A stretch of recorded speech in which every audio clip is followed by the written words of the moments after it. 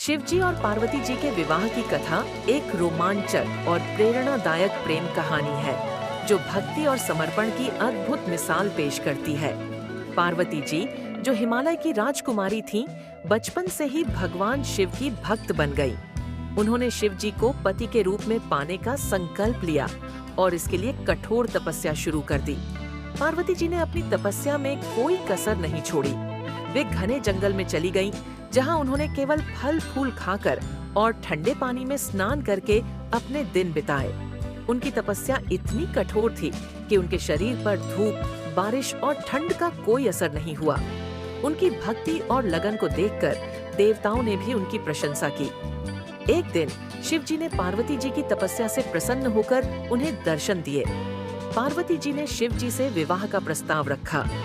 शिव जी ने उनकी भक्ति और समर्पण को देखकर उनके प्रेम को स्वीकार कर लिया।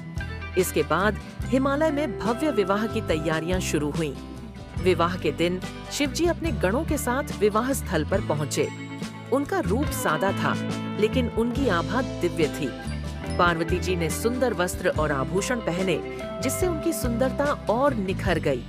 विवाह के मंत्रों के साथ शिव जी और पार्वती जी का पाणी ग्रहण संस्कार संपन्न हुआ।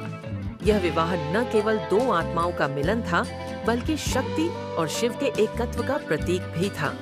इसके बाद पार्वती जी ने शिव जी के साथ कैलाश पर्वत पर निवास किया और उनके साथ अनेक दिव्य लीलाएं की। यह कथा प्रेम, समर्पण और तपस्या की सच्ची मिसाल है, जो हर किसी को प्रेरित करती है।